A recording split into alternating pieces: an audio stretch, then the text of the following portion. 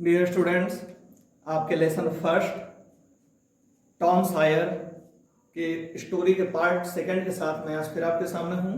जैसा कि आप जानते हो, टॉम सायर जो है मार्क ट्वेन के द्वारा लिखी गई कहानियाँ कुछ थी, the adventures of Tom Sawyer. उनमें से मार्क ट्वेन, जिनका actual name Samuel Langhorne Clemens था, तो पहला पार्ट, पहली स्टोरी हम लोग डिस्कस कर चुके हैं। आज हमारे सामने सेकेंड स्टोरी है। दोनों स्टोरी जब हमारी कंप्लीट हो जाएंगी तो उसके बाद हम लेसन को पूरी तरह से उस पर एक्सरसाइज करने के लिए रेडी हो जाएंगे। ठीक है बेटा, जैसे कि मैंने कहा था, बुक्स अभी है शायद कुछ ही बच्चों के पास होंगी, अवेलेबल नहीं है। बुक्स जब आ जाएंगे तब हम लोग वर्ड टू वर्ड पूरा डिटेल स्टडी कर लेंगे, लेकिन तब तक लेसन को समझने की चलिए कोशिश करते हैं। तो टॉम सायर की कहानियों में से जो दूसरी कहानी हमारे में दी गई है उसमें यह बताया जा रहा है कि एक बार टॉम को देखा गया कि वो अच्छा महसूस नहीं कर रहा था। आंट पॉली ने देखा, ना वो ज्यादा खेलता था, ना हंसता था, ना शरारत करता था। अब तो वो स्कूल से भी घंटा गोल नहीं कर रहा था जैसा कि उसका प्रे शौक था। वो किसी भी काम में इंटरेस्ट नहीं ले रहा था। आंट पॉली ने सोचा, लड़का पक्का बीमार है। अब बीमार होता है घर में कोई व्यक्ति, तो हम आप क्या करते हैं, सिंपली उसे डॉक्टर के पास लेकर जाते हैं। लेकिन आंट पॉली को एक बहुत बड़ा शौक था इलाज करने का। मेडिसिन पर तमाम बुक्स उनके पास थी और उनको स्टडी करती रहती थी। तो इसलिए उन्होंने अपने ज्ञान का इस्तेमाल करने का निश्चय किया।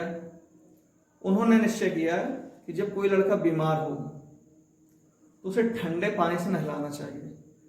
तो बेचारे टॉम को आंगन पर लाकर वो खड़ा करती, आइस कोल्ड वाटर उसके ऊपर उड़ेल देती थी और गीली चादर लपेट करके उसे पलंग पर लिटा देती थी।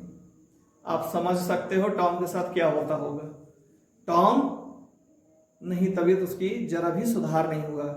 इसके उलट क्या हुआ, और भी ज्यादा बीमार हो गए। अब आंट पॉली ने सोचा, नहीं, कोल्ड बाथ ट्रीटमेंट सही नहीं है, चलो बस हॉट बाथ ट्रीटमेंट देते हैं। हॉट बाथ ट्रीटमेंट दिया गया, लेकिन उससे भी कोई फायदा नहीं हुआ। तो बाथ ट्रीटमेंट्स तो फेल हो गए। अब उन्होंने एक दवाई ढूंढी। ये दवाई क्या थी? पेन किलर थी, दर्द निवारक या दर्दनाशक। ठीक है, वो दर्द निवारक जो दवाई दी गई थी टॉम को, 3 चम्मच भर दिन में 3 बार, मतलब भोजन के बाद 3 चम्मच भर उसे पीनी होती थी। और दवाई क्या थी? वो जहर थी, बिल्कुल जहर। ऐसा था, क्या बोला गया लेसन में, it had the taste of fire. इतना तीखा स्वाद था, टॉम उसे जरा भी पसंद नहीं करता था। तो टॉम को दवाई जरा भी पसंद नहीं थी। तो इसलिए अक्सर वो ये किया करता था कि रूम में कोई नाली बनी होगी, नाली का छेद होगा, तो जिस समय आंट पॉली नहीं होती थी, चम्मच से नाप कर 3 चम्मच वो वहीं से बहा देता था। क्योंकि आंट पॉली को टॉम पर शक होता था, तो इसलिए वो चेक तो करने आती ही होंगी दवा के सीसी, चम्मच, कि दवाई इससे पी गई है कि नहीं पी गई है। तो वो यही करता था, 3 चम्मच नाप करके बहा दिया करता था। एक दिन हमारा टॉम यही करने में व्यस्त था। तो जब वो ऐसा कर रहा था तो वहां पर बिल्ली उनके घर में जो थी वो आई, बड़ी अटेंटिवली देख रही थी उस पूरे एक्शन को कि क्या हो रहा है। टॉम ने नोटिस किया कि बिल्ली बड़े ध्यान से देख रही है। उसने इशारा किया, लोगी। बिल्ली ने भी हाँ इच्छा जताई। उसे लगा कि कोई अच्छी खाने की चीज होगी, उसने जीभ दिखाई होगी। तो टॉम ने कहा, आजा, और दवाई उसको उसके मुंह में उड़ेल दी। अब जैसा कि बताया, the medicine had the taste of fire. Tom को पसंद नहीं थी। सेम कंडीशन बिल्ली के साथ हुई।